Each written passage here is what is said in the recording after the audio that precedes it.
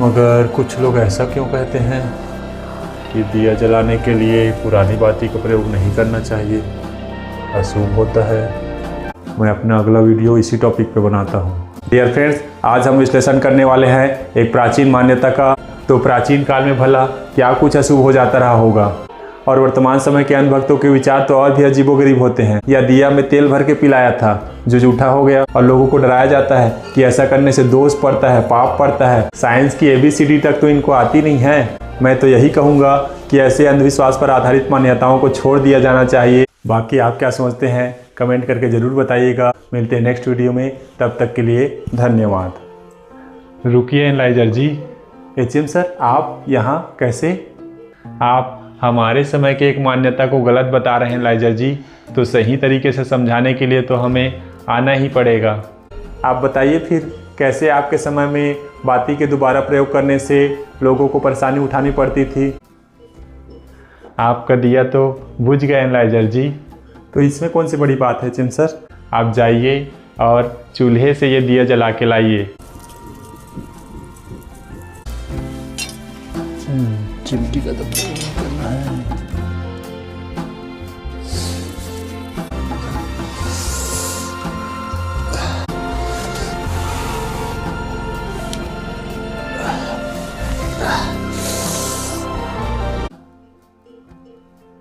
जी HM sir, बिल्कुल अब मैं समझ पा रहा हूँ कि आप क्या कह रहे हैं।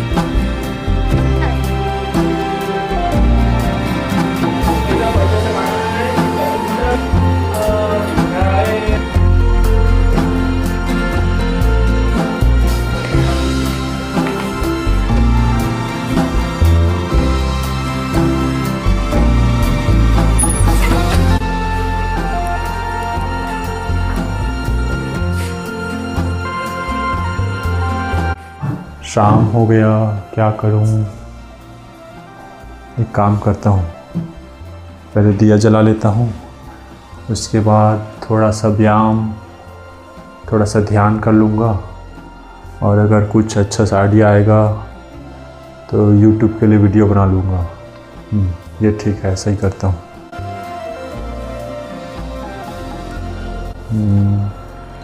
बाती तो अभी काफ़ी बड़ा है, आज सुबह ही तो बदला था, और ये तो पूरे नीचे तक जा रहा है, यानी नीचे से भी ये तेल खींच सकता है। तो क्यों ना मैं इसी बाती को दोबारा प्रयोग कर लूँ।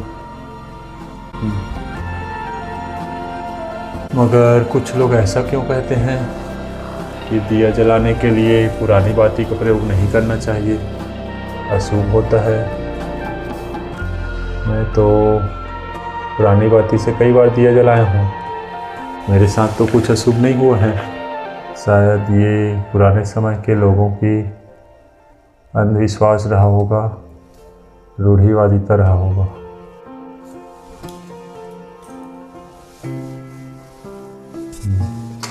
ऐसा ही होगा। एक काम करता हूँ, मैं अपना अगला वीडियो इसी टॉपिक पे बनाता हूँ, और लोगों को ऐसी रूढ़िवादी सोच, ऐसी दकियानुसी मान्यताओं के प्रति जागरूक करता हूँ। हाँ, ये ठीक रहेगा, ऐसा ही करता हूँ।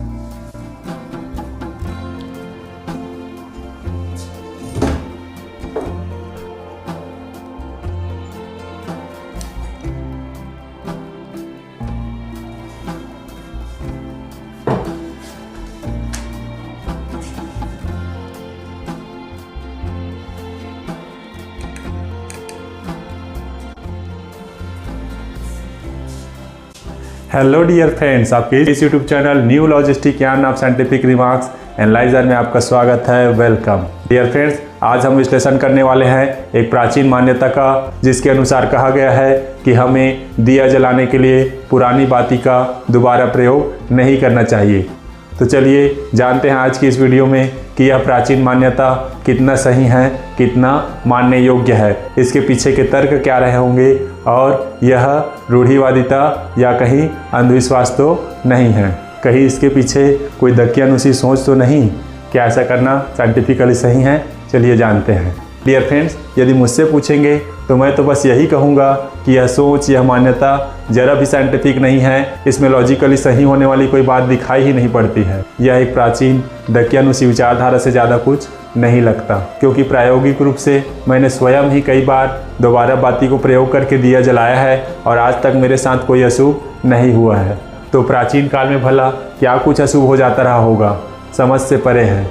बस किसी ने कह दिया होगा कि पुराने समय के बाती को दोबारा प्रयोग नहीं करना चाहिए और लोगों ने अपने अंधविश्वास के चलते इसको सही मान लिया होगा।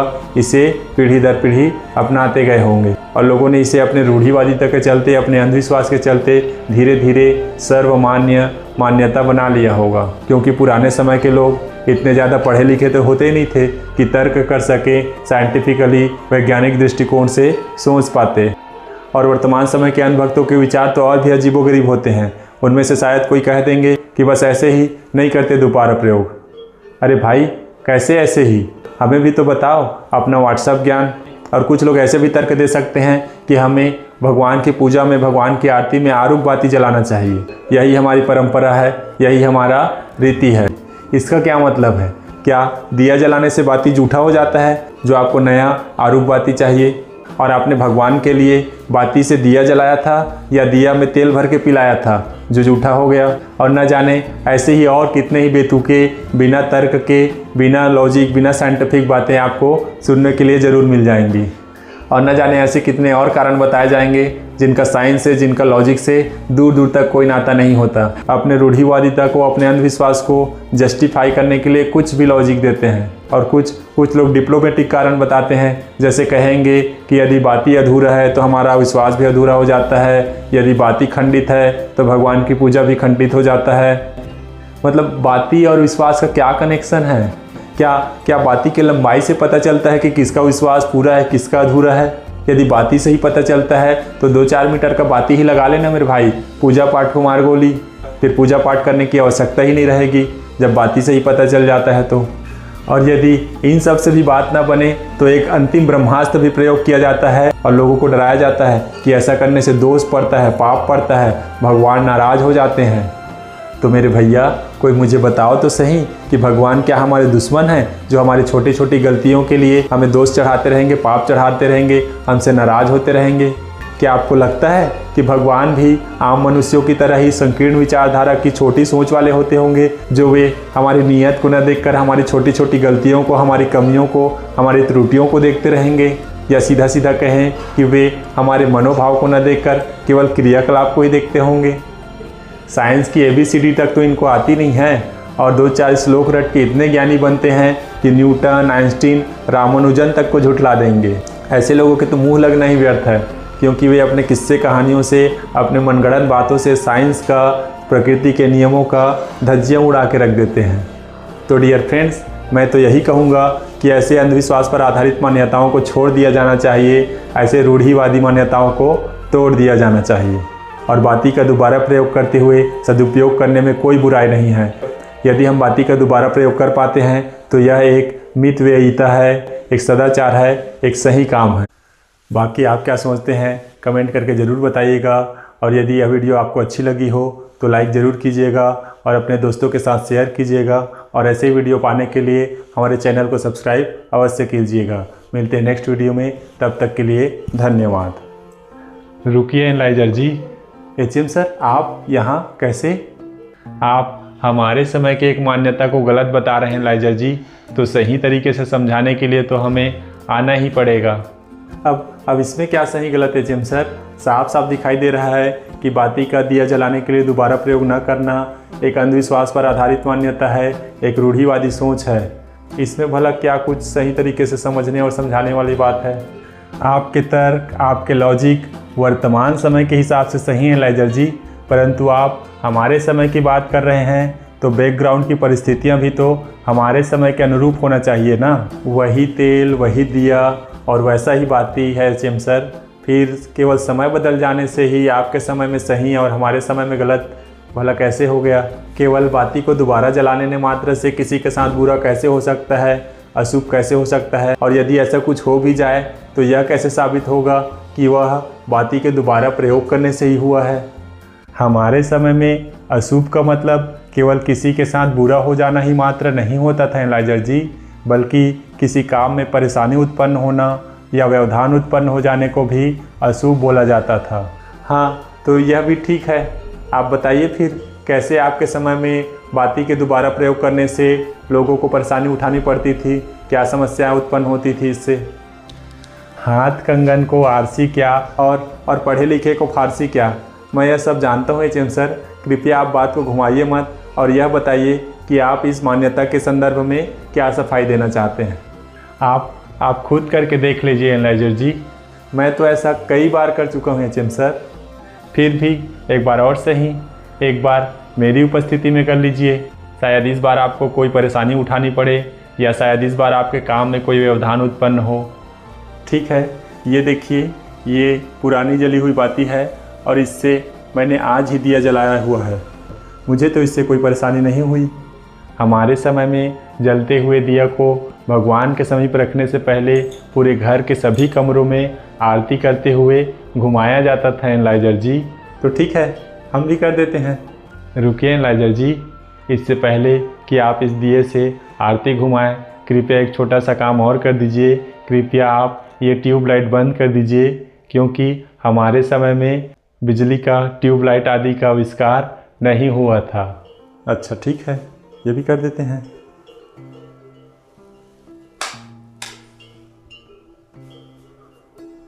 अब ठीक है एचएम सर? हाँ, अब ठीक है। अब कीजिए आप आरती।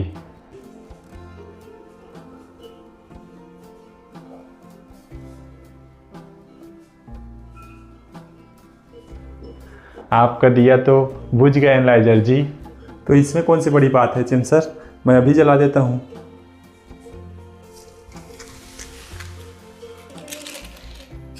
रुकिए एनालाइजर जी, मैं तो आपको बताना भूल ही गया कि आप माचिस से दिया नहीं जला सकते, क्योंकि हमारे समय में माचिस का आविष्कार नहीं हुआ था। तो फिर कैसे जलाना है एचएम सर? हमारे समय में तो दिया को चूल्हा से जलाया जाता था और चूल्हा को चकमक पत्थर से। अब इतनी रात को मैं कहाँ आग ढूंढते रहूँगा एचएम सर? अब ये तो आप ही समझिए एनालाइजर जी। आप जाइए और चूल्हे से ये दिया जला के लाइए, और आप गैस, स्टोव आदि का प्रयोग भी नहीं कर सकते। और हाँ, आप दिया जलाते वक्त किसी धात्विक उपकरण आदि का सहायता भी मत लीजिएगा। उम्मीद करता हूँ कि इसमें आग बचा हो। एचएम सर ने कहा है कि धातु की कोई उपकरण भी प्रयोग नहीं करना है। इससे लगाता हूँ।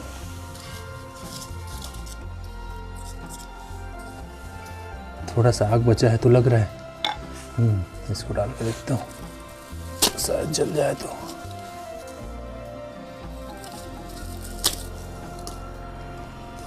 है आग तो है इसमें।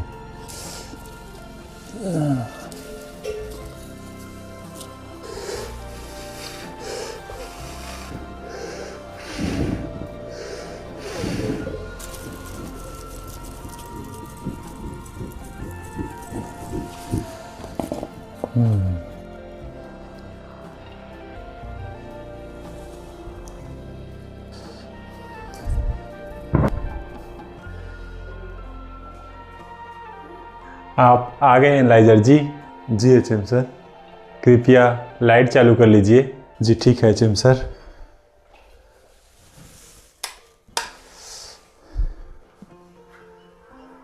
अभी तो आपने अपना आरती पूरा भी नहीं किया है एनालाइजर जी, और ज़रा सोचिए यदि ऐसे में आपका दिया फिर से बुझ जाए तो क्या होगा। जी कैसे जलाऊं यार?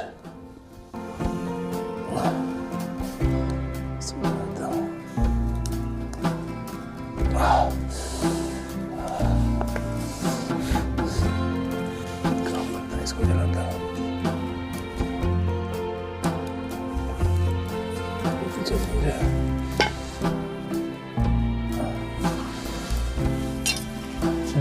चिमटी का तो प्रयोग करना है।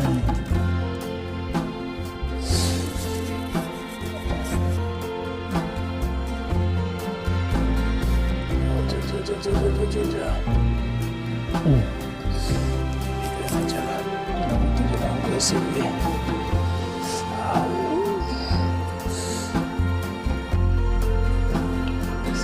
होंगे पुराने जमाने के लोग। कैसे जलाऊं इसको मैं?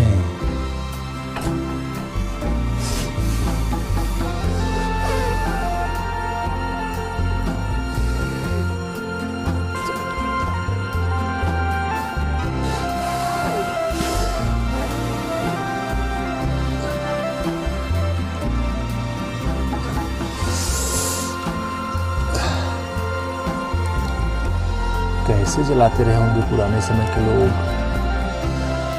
मुश्किल से सच में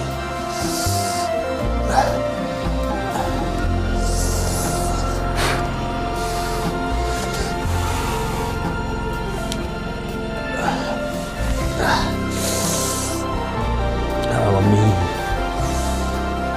तो सच में बहुत परेशानी का काम है भाई। अच्छा है कि हमारे ज़माने में माचिस का आविष्कार हो गया। अच्छा, इसीलिए लोग बोलते रहे होंगे। हाँ, ये आइडिया ठीक है। जल जा जल जा जल जा। पुराने समय के लोग इसीलिए बोलते रहे होंगे कि दोबारा बाती का प्रयोग नहीं करना चाहिए। अब मुझे अच्छे से समझ में आ रहा है। जल गया फाइनली। हाय, मगर मेरी बात समझ में अच्छे से आ गई कि पुराने समय के लोग क्यों बोलते रहे होंगे कि दिए के बाती को दोबारा प्रयोग नहीं करना चाहिए। अब आराम से लेके जाऊंगा ताकि बुझे मत।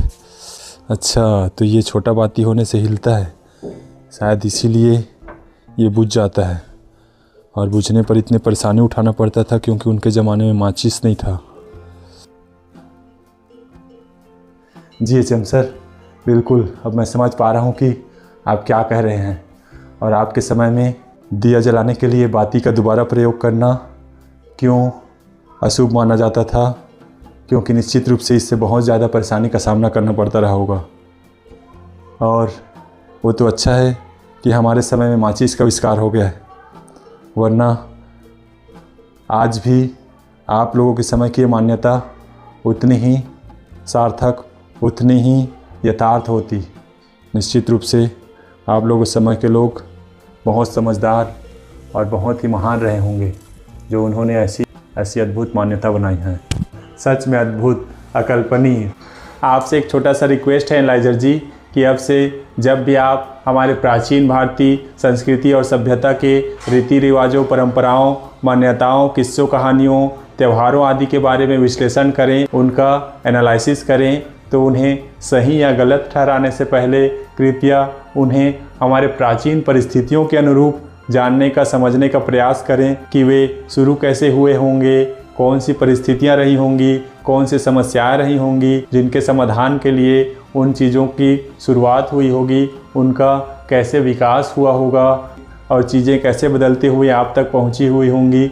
इन सब बातों का भी आप ख्याल रखा करें, उसके पश्चात ही किसी ठोस निर्णय पर पहुंचा करें। जी एचएम सर, बिल्कुल मैं ऐसा ही करूंगा। अब मैं हमारे प्राचीन भारतीय संस्कृति के रीति रिवाजों, परंपराओं, मान्यताओं आदि को पुराने समय के परिस्थितियों के अनुरूप ही देखने की, समझने की प्रयास करूंगा। ठीक है एनालाइजर जी, आप हमारे भारतीय संस्कृति का, हमारे रीति रिवाजों का, परंपराओं का, उसमें निहित मूल्यों का, महत्वों का एक बार पुनः अध्ययन कीजिए और इनसे जुड़े जानकारियों को, इनसे जुड़े अद्भुत ज्ञान के खजाने को पूरे विश्व में बांटने के लिए तैयार कीजिए। और आवश्यकता अनुसार समय समय पर आपकी मदद के लिए मैं आता रहूँगा। आपकी यह यज्ञ, आपकी यह अनुष्ठान सफल हो। आपकी इस अत्यंत शुभ अभियान के लिए मेरी बहुत बहुत शुभकामनाएं। जी एचएम सर, बिल्कुल बिल्कुल। आपने जो यह महत्वपूर्ण सलाह दिया उसके लिए बहुत बहुत धन्यवाद। भारत माता की जय जय जय। विश्व गुरु इंडिया अमर रहे।